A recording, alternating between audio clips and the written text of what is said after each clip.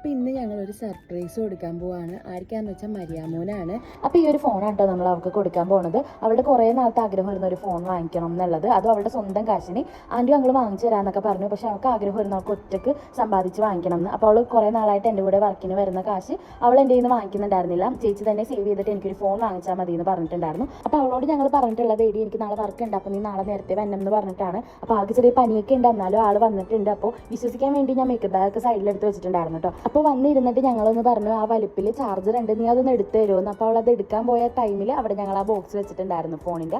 അപ്പോൾ ആൾ കണ്ടപ്പോൾ തന്നെ ഷോക്കായി. അപ്പോൾ അവൾക്ക് നല്ല ഡൗട്ട് ഉണ്ടായിരുന്നു ഫോൺ തന്നെയാണോ എന്ന്. കാര്യം എന്താണെന്ന് വെച്ചാൽ ഓൺലൈനിൽ അവൾ എപ്പോഴും നോക്കാറുള്ളത് IQ ഫോണിനെ പറ്റിയിട്ടാണ്. അവൾക്ക് ഈ ഫോണാണ് കൂടുതൽ ഇഷ്ടപ്പെട്ടത്. അപ്പോൾ ഇത് തന്നെ മേടിക്കുള്ളൂ എന്ന് പറഞ്ഞിട്ടുണ്ടായിരുന്നു. അപ്പോൾ നമ്മൾ അത് തന്നെയാണ് നമ്മൾ ഓൺലൈനിൽ ബുക്ക് ചെയ്തത്. അപ്പോൾ അമ്മാമ്മക്കും എല്ലാവർക്കും ഹാപ്പി ആയി. കാര്യം പേരക്കിടാങ്ങൾ സ്വന്തമായിട്ട് സമ്പാദിച്ച് ഓരോന്ന് വാങ്ങിക്കുമ്പോൾ അവർക്ക് ഭയങ്കര സന്തോഷമായിരിക്കുമല്ലോ. എന്ത് തോന്നി അത് അവിടെ അങ്ങനെ തുറന്നപ്പോ? എനിക്ക് തുറന്നപ്പോ മനസ്സിലായോ? പക്ഷെ കുറച്ചേരം അവിടെ സ്റ്റക്കായത് നിന്ന് ഇഷ്ടപ്പെട്ട വിചാരിച്ചോ നിനക്ക് ഇന്ന് കിട്ടുമെന്ന്? അപ്പോൾ എന്തായാലും ഞങ്ങൾ വിചാരിച്ച പോലെ മരിയാമ്മന് നല്ലൊരു സർപ്രൈസ് കൊടുക്കാൻ പറ്റി. അവൾ ഒട്ടും പ്രതീക്ഷിക്കാത്ത സമയത്ത് അവൾക്ക് കുറേ നാളത്തെ ആഗ്രഹം നമുക്ക് സാധിച്ചു കൊടുക്കാൻ പറ്റി. അതും അവളുടെ സ്വന്തം ഏണിങ്സ് കൊണ്ടിട്ട്.